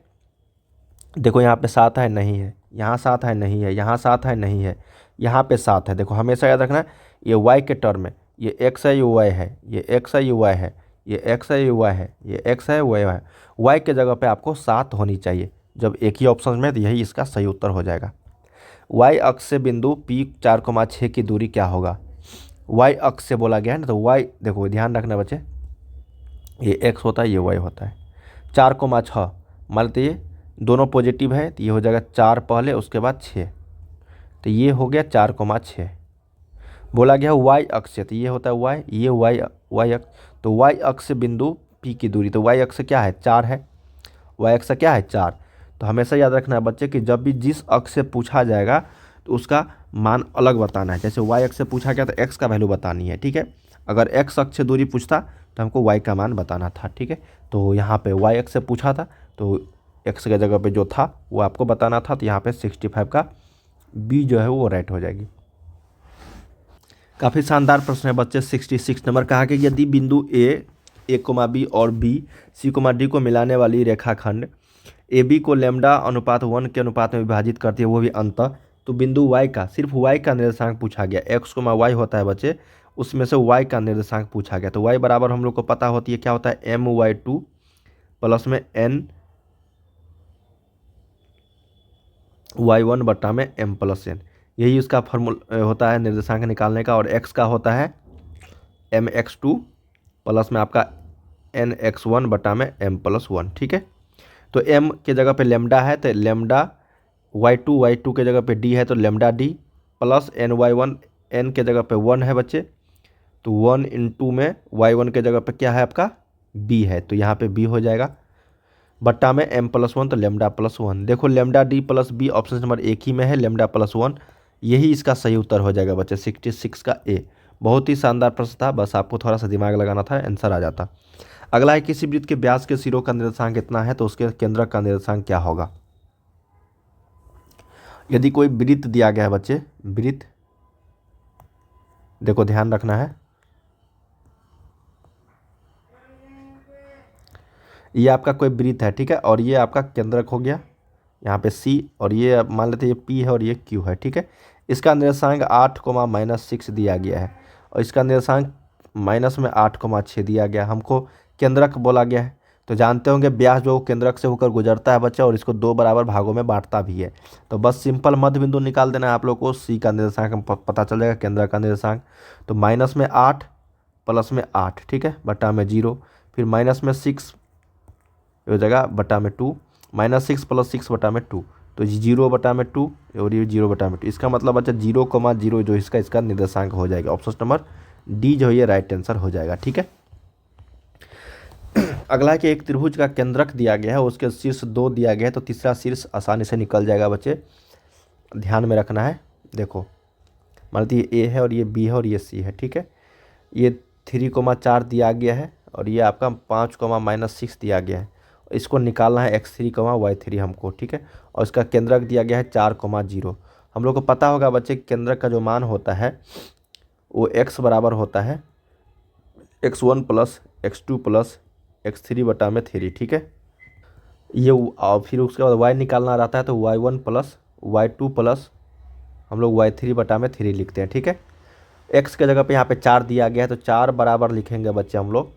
x1 के जगह पे कितना है 3, x2 के जगह पे 5 और x3 हमको निकालनी है तो ये बटा में 3। तो 4 तिया 12 हो जाएगा, ये बराबर 8 प्लस x3।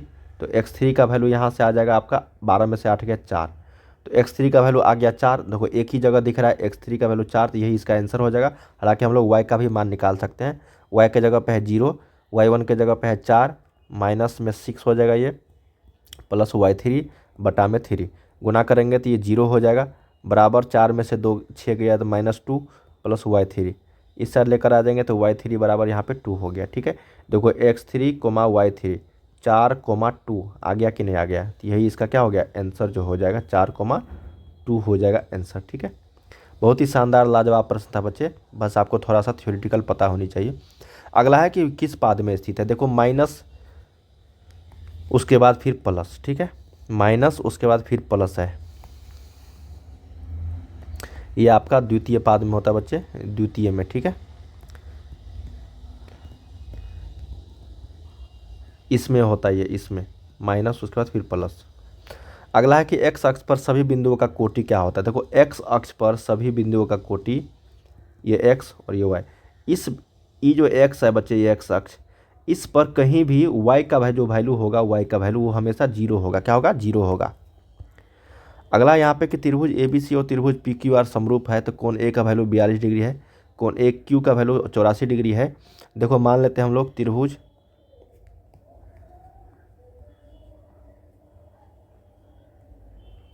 यह है ए, यह है बी और यह है सी, यह है पी, यह है सी क्यू और यह है आर।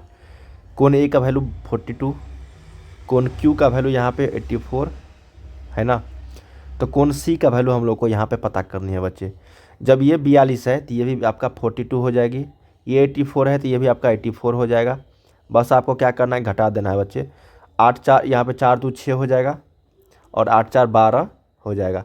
तो 180 में से हम लोग को 126 घटा देनी है तो 10 में से 6 गया 4 हो गया ये, उसके बाद 7 में से 2 गया 5, तो यहाँ पे 54 डिग्री आंसर जो ये हो जाएगा। ऑप्शन नंबर आपको बी जो है ये करेक्ट हो जाएगा। 180 में से हम लोग को दोनों को घटा देना था, 42 प्लस 84, तो आपको आसानी से ये 54 डिग्री आंसर आ जाती, ठीक है। कहा गया कि त्रिभुज पी क्यू आर में पी आर स्क्वायर बराबर क्यू, जब ये दिया गया है ना बच्चे, देखो ये आपका लग रहा है समकोणीय त्रिभुज हो जाएगी, ठीक है। देख लेते हैं त्रिभुज पी क्यू आर में पी आर का स्क्वायर मतलब ये कर्ण हो गया, ये पी क्यू, ये हो गया लंब और ये आपका आधार। देखो कर्ण स्क्वायर बराबर लंब स्क्वायर प्लस आधार स्क्वायर, हमेशा याद रखना ये 90 डिग्री होगा, डी करेक्ट होगा यहाँ पे, ठीक है। अगला है कि त्रिभुज ए बी सी एक समबाहु त्रिभुज है जिसमें ए डी लंब बी सी है तो ए डी स्क्वायर क्या होगा। बहुत ही सिंपल है, कोई मान लेते ये समबाहु त्रिभुज है, यहाँ से ए बी और सी है, ठीक है। यहाँ से ए डी लंब हम लोगों ने बी सी डाला तो ए डी का स्क्वायर, ये ए डी का स्क्वायर जो हम लोग को पता होगी, इसका फॉर्मूला होता है बच्चे ए डी का स्क्वायर का मान।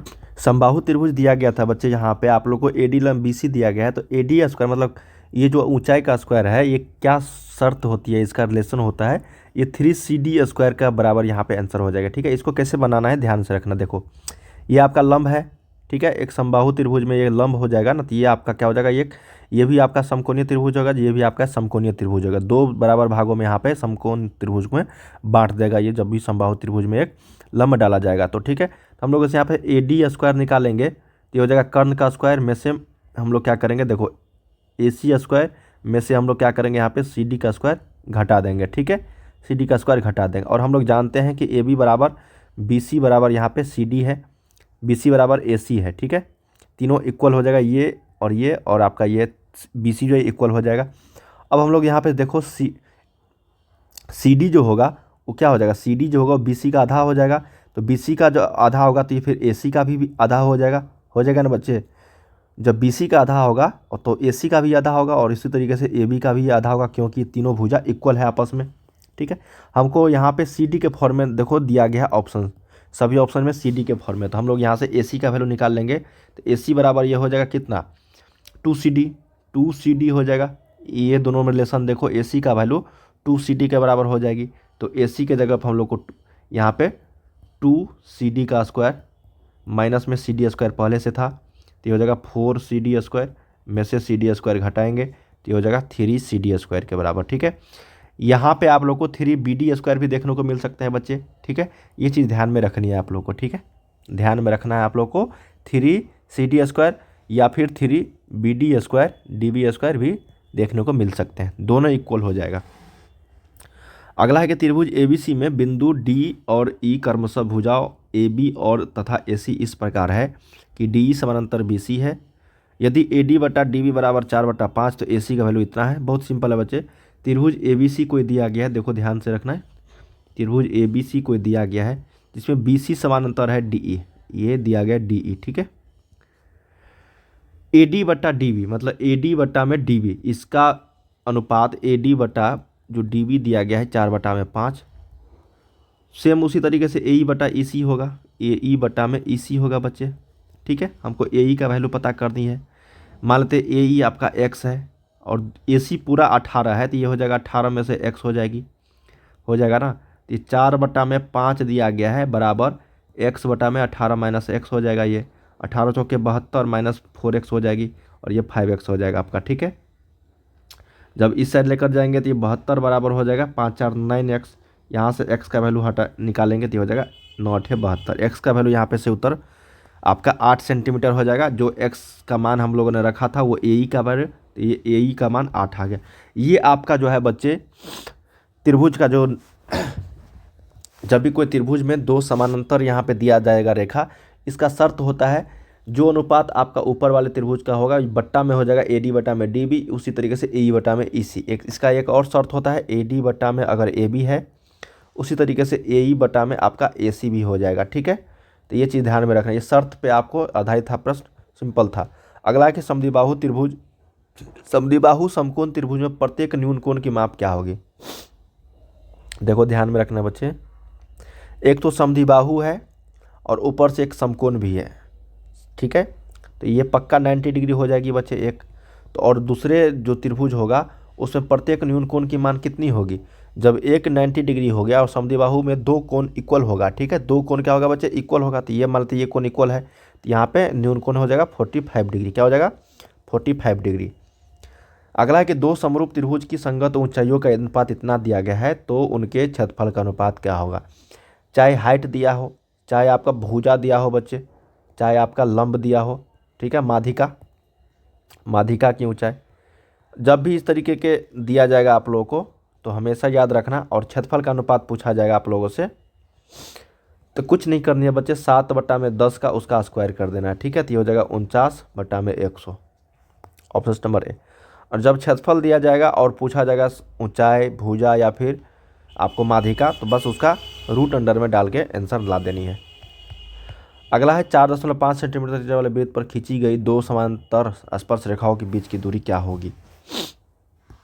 देखो ध्यान में रखना, ये आपका कोई वृत्त है बच्चे, बोला गया है 4.5 सेंटीमीटर त्रिज्या है, वृत्त पर खींची गई दो स्पर्श समांतर, दो स्पर्श मतलब मान लेते हैं ये आपका एक स्पर्श रेखा होगा और ये एक स्पर्श रेखा हो गया। ठीक है, और ये आपका दोनों के बीच की दूरी पूछा गया है, तो मान लेते ये त्रिज्या जो होगा 4.5 बच्चे, तो ये भी तो आपका यहाँ इतना ही होगा ना, ये भी इतना ही होगा, तो ये 4.5 है और ये 4.5 है, तो दोनों के बीच की दूरी दोनों को जोड़ देंगे तो 4 4 8 और ये 0.5 एक हो जाएगा, तो 9 सेंटीमीटर यहाँ पे आंसर हो जाएगी।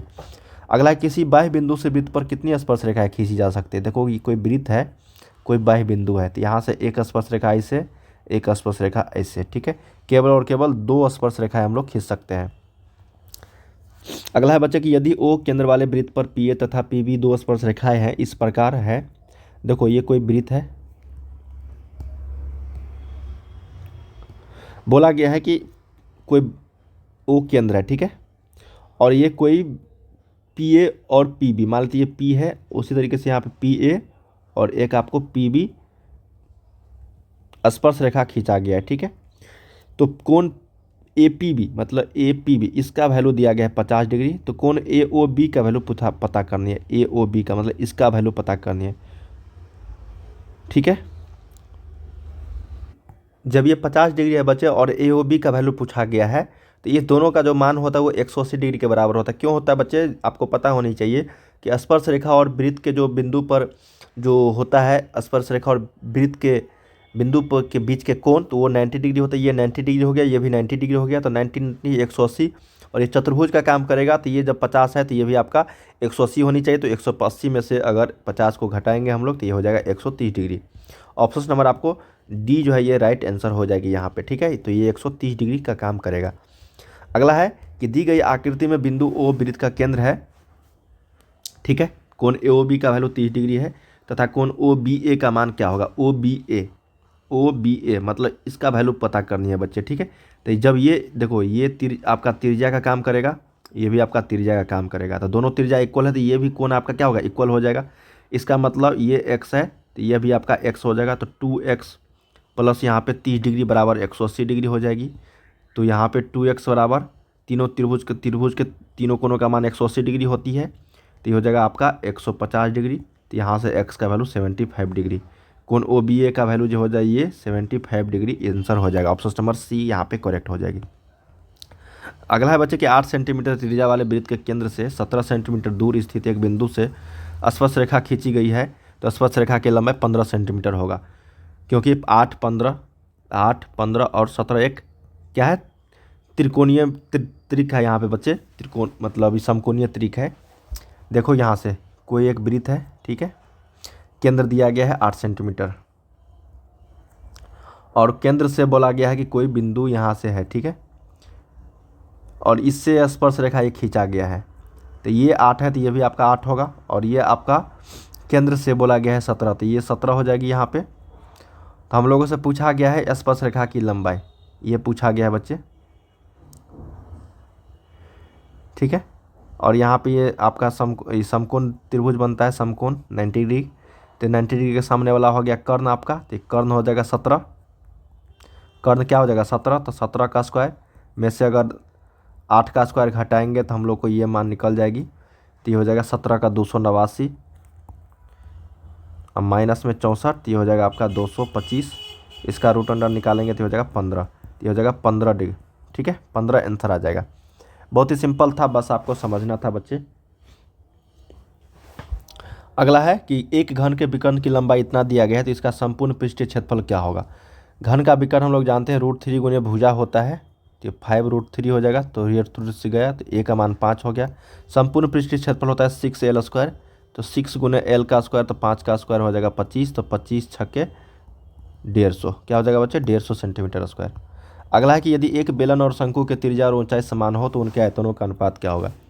जब दोनों बेलन का आयतन क्या होता है πr²h, इसका होता है 1/3 πr²h, ठीक है। तो पाई से पाई गया, आर से आर गया, एच से एच गया, ठीक है,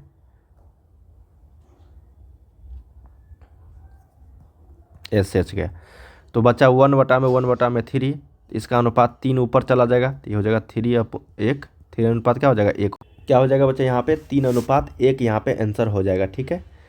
ये ध्यान में रखना है, 1 पहले है उसके बाद 1/3 है, इसलिए यहाँ पे 3 जो है ये ऊपर चला गया।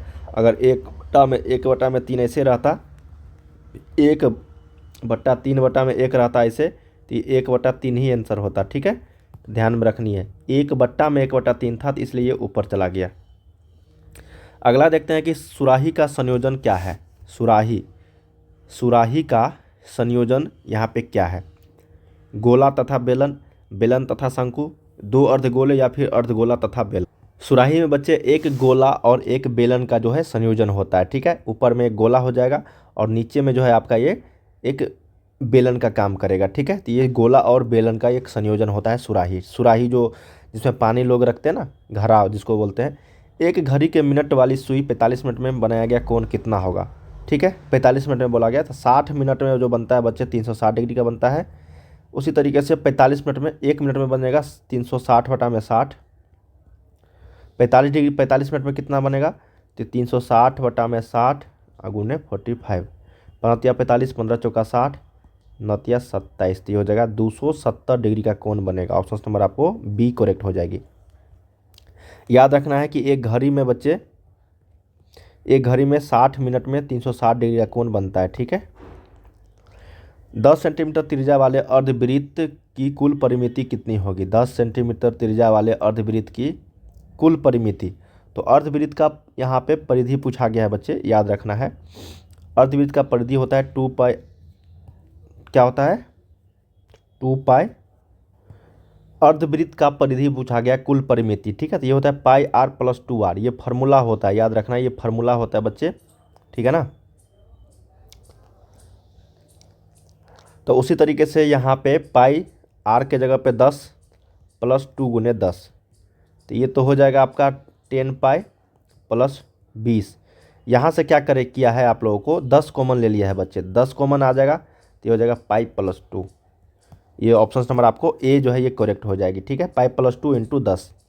ये फार्मूला कहाँ से आया, अर्धवृत्त की कुल परिधि देखो, ये होता है 2 पाई आर, इसका आधा प्लस यहाँ पे 2r होता है, ठीक है। तो 2 से 2 गया तो ये पाई आर प्लस 2r, क्योंकि अर्धवृत्त देखो ये एक वृत्त है, इसमें आधा ही हमको लेना है बच्चे, ठीक है, ये आधा ही लेना है। तो यहाँ से देखो ध्यान में रखना है, ये होता है r, ठीक है। तो ये होता है अर्धवृत्त, इसका हो जाएगा 2 पाई आर, अब बटा में 2, पूरा होता है 2 पाई आर, उसका आधा करेंगे 2, और देखो ये भी तो है आपस में, तो ये हो जाएगा एक आर यहाँ पे, एक आर यहाँ पे, ठीक, तो प्लस में 2r ये जुट जाता है, ठीक है। इसलिए यहाँ पे पाई आर प्लस 2r होता है, याद रखना है। अगला है कि 6 सेंटीमीटर व्यास के एक गोले द्वारा विस्थापित हवा का आयतन क्या होगा। तो यहाँ पे व्यास बोला गया है ना, तो त्रिज्या बराबर हो जाएगा 3, ठीक है। तो ये होता है 4/3 पाई आर क्यूब, तो 3 का क्यूब हो जाएगा, 3 का क्यूब 3 गुने 3 गुने 3, तो 3 से 3 गया तो 3 तिया 9, 9 चौके 36, तो 36 यहाँ पे पाई आंसर हो जाएगा, 36 पाई घन सेंटीमीटर, ठीक है। अगला है कि पी त्रिज्या वाले वृत्त में कोण थीटा के तिर्यकखंड का क्षेत्रफल क्या होगा। पी त्रिज्या वाले तो हम होता है formula pi r square theta upon 360 degree, तो पाई के जगह पे पाई ही रहेगा, आर के जगह पे बस थीटा पी हो जाएगा, तो पी का स्क्वायर, थीटा के जगह पे थीटा है तो बटा में 360 डिग्री, तो ये हो जाएगा पाई पी स्क्वायर थीटा बटा 360 डिग्री। ऑप्शन नंबर आपको ए करेक्ट होगा। यदि किसी अर्धगोले के संपूर्ण पृष्ठ का क्षेत्रफल 462 सेंटीमीटर स्क्वायर है तो उसकी त्रिज्या जो होगी वो कितनी होगी। अर्धगोले का संपूर्ण पृष्ठ क्षेत्रफल क्या होता है बच्चे, 2/3 संपूर्ण पृष्ठ क्षेत्रफल बोला गया ना, होता है 3 पाई आर स्क्वायर, ठीक है, बराबर 462। तो 3 से ये कटेगा, 6 2 8 4 12 कट जाएगा, 3 गुने 22/7 आर का स्क्वायर निकालनी है 462, ठीक है। तो हो जाएगा आपका कितना, 3 से अगर कटाएंगे इसको तो ये हो जाएगा 3 3 5 15 3 चौके 12, ये हो जाएगा 22 7 154। तो आर का वैल्यू यहाँ से आ गया 7 सेंटीमीटर इज द सही उत्तर हो जाएगा इसका। अगला है कि एक समबाहु त्रिभुज का क्षेत्रफल 81√3 सेंटीमीटर स्क्वायर है तो इसकी भुजा क्या होगी। सिंपल है, फार्मूला होता है √3/4 गुने में भुजा स्क्वायर, ए का स्क्वायर 81√3, भुजा को हम लोगों ने ए मान लिया, √3 से √3 गया, ठीक है। तो ए स्क्वायर बराबर हो जाएगा 4 गुने 81, तो इसको निकाल लेंगे हम लोग, ए का वैल्यू 2 गुने 9, तो ये हो जाएगा 18 सेंटीमीटर, ठीक है। 18 सेंटीमीटर इसका सही उत्तर हो जाएगी।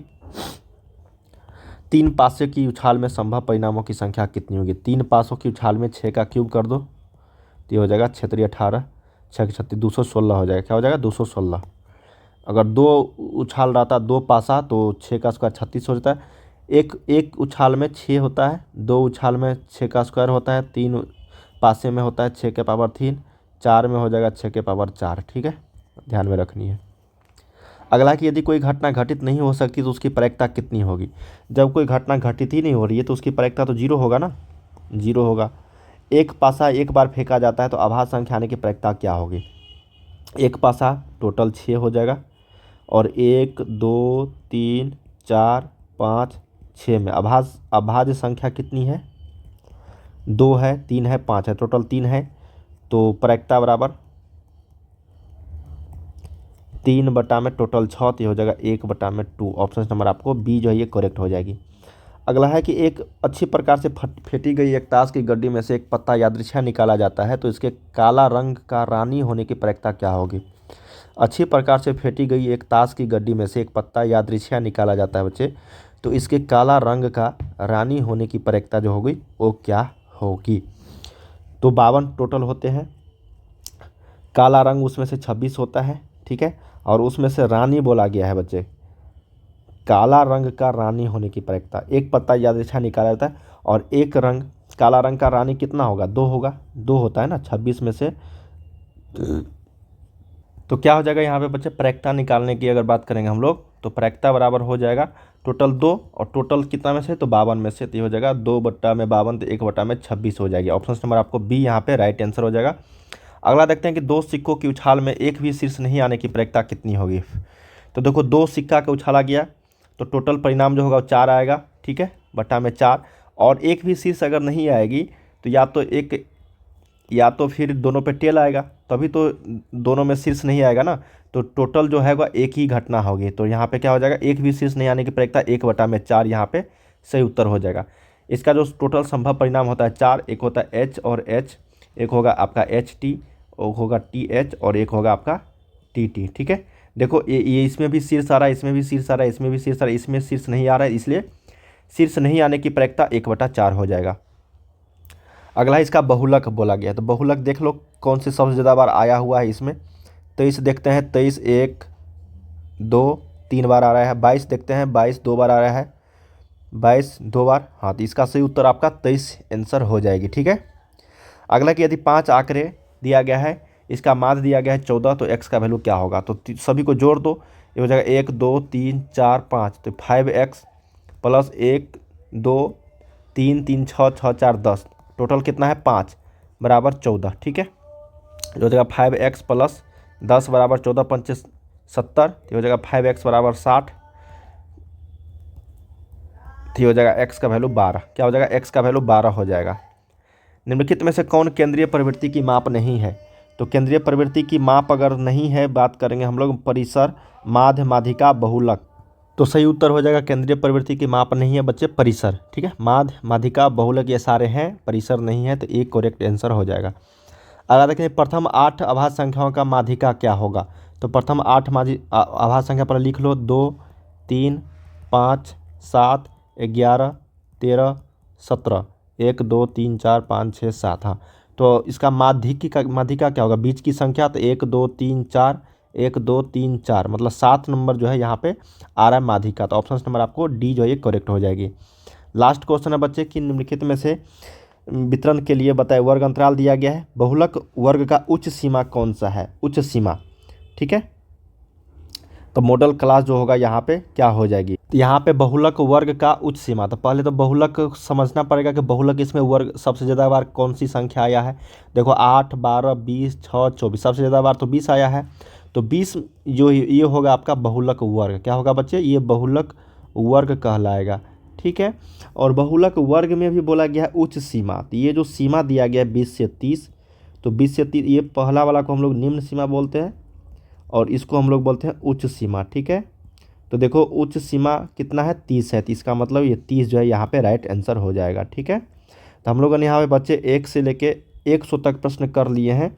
उसके बाद हम लोग अगले वीडियोज में कवर करेंगे इसका लघु उत्तरीय प्रश्न। मैं आपको एक एक प्रश्न को बारे में बताऊंगा, यहाँ पे सभी क्वेश्चंस को हल करके बताऊंगा आपके सामने में, ठीक है। आप लोग खुद से बनाइए, जो नहीं बनता है तो वो आप लोग यहाँ पे देख लेना। तो चलिए मिलते हैं अगले वीडियोज में, तब तक आप लोग पढ़ाई करते रहिए, हर एक सब्जेक्ट का आप लोग को यहाँ पे आएगा। बाय बाय सभी को।